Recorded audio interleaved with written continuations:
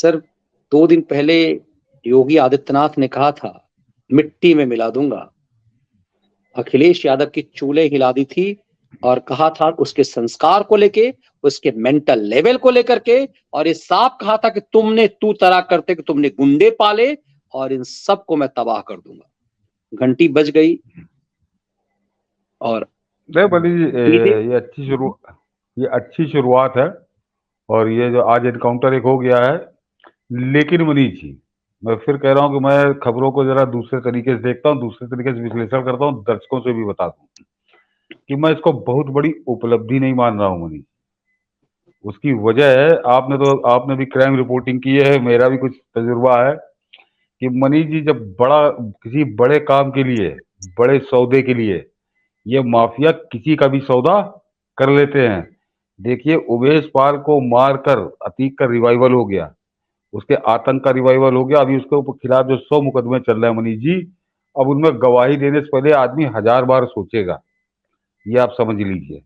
वो यही चाहता था, और ये करने के बाद अगर उसका एक शूटर उसने समझिए दे दी कीमत की, जाओ हो गया तुम्हारा, अगर 2-4 बार भी दिए जाएंगे तो भी वो कीमत अतीक अहमद के लिए सस्ती है मनीष जी। जरा समझिए खेल को।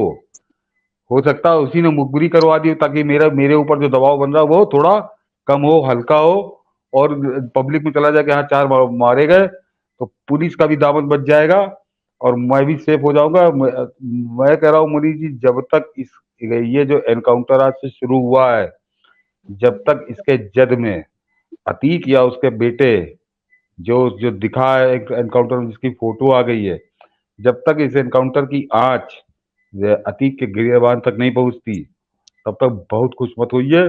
क्योंकि मैं फिर कह रहा हूँ कि वो हत्या, उमेश पाल की गवाही तो मनीष जी हो चुकी थी, अब तो उसमें फैसला आना है।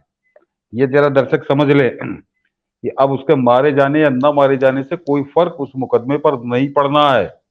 वो गवाह तो हो चुकी, 14 साल से मुकदमा चल रहा था, हाँ 14-15 साल से, तो उसकी गवाही हो गई। और वो ना भी मारा जाता तो भी कुछ नहीं था।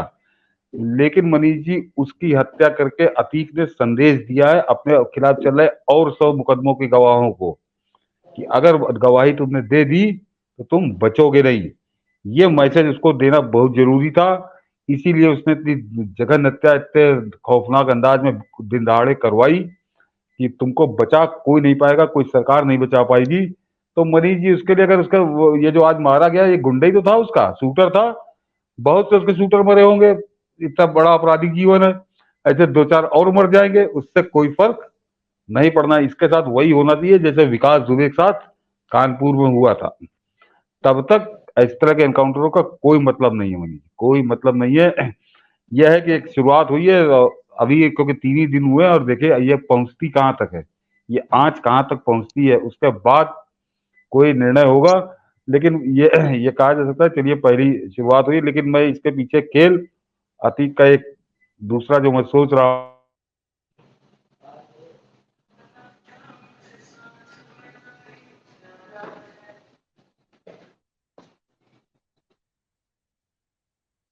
आपकी आवाज नहीं आ रही।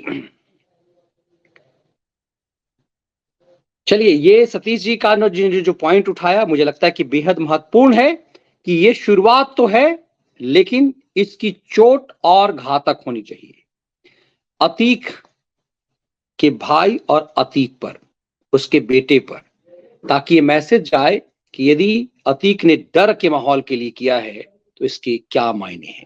लेकिन मुझे लगता है सर कि ये चोट अखिलेश यादव पर मारा था योगी ने, अखिलेश यादव को चेताया था। और मैं लगातार परसों से कह रहा हूं कि मोदी ने जो धमकाया था वो अखिलेश यादव को, कि भले ही योगी ने जो धमकाया था वो अखिलेश यादव को, कि भले ही मोदी के सामने तुम्हारे पिताजी गिड़गिड़ा गए हों, 2019 में सरकार आने की बात कह करके सेटिंग हो गई हो, लेकिन हमारे पास नहीं चलेगी।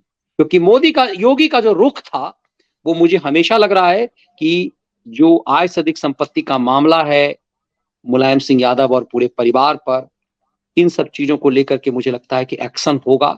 ऐसी उम्मीद हम, चूंकि योगी के से ऐसी उम्मीद आप कर सकते हैं कि योगी कुछ भी कर सकते हैं, इसीलिए ऐसा लगता है नहीं, बड़ी आय से अधिक संपत्ति का मामला जो है वो सुप्रीम कोर्ट में, तो उसमें अभी योगी सरकार का तो कोई कुछ उसमें रोल नहीं है। वो सुप्रीम कोर्ट से क्या आदेश आता है, उस क्या फैसला होता है, उसके बाद ही सरकार कुछ कर सकती है इसमें। अभी तो ये अतीक वाला मामला बहुत, हालांकि मेरी आज एक सज्जन से मुलाकात हुई थी, उनकी बहुत बढ़िया प्रिडिक्शन रहती है। मतलब प्रिडिक्शन क्या, समझिए एक तरह से घटना होने से पहले कुछ घंटे पहले तक उनके पास खबर आ जाती है। तो उन्होंने आज दोपहर में कहा था कि शायद घंटे 2 घंटे में कोई बढ़िया खबर आएगी, बड़ी खबर आएगी। और उनसे मिलकर मैं निकला तो 2 ही घंटे बाद वो आ गया कि वो एक मार दिया गया। तो उनका ये कहना था कि ये अतीक की आखिरी गलती है, ये बहुत बड़ी गलती उसने कर दी है और ये आखिरी गलती है, अब ये दूसरी गलती करने लायक नहीं को। मतलब वो सीधे सीधे क्या कहूँ, मैं खुलकर क्या कहूँ कि उसने क्या कहा, ये था कि ये अतीक की आखिरी गलती है, दूसरी गलती वो नहीं कर पाएगा।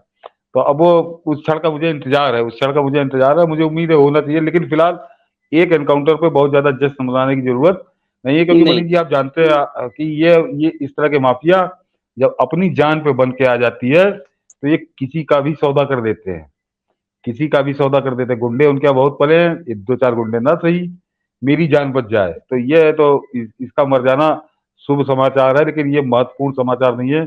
महत्वपूर्ण वही है कि ये अगले अतीक की आखिरी गलती उसी तरीके से हो जैसे विकास दुबेर की आखिरी गलती बिकरू गांव में हुई थी।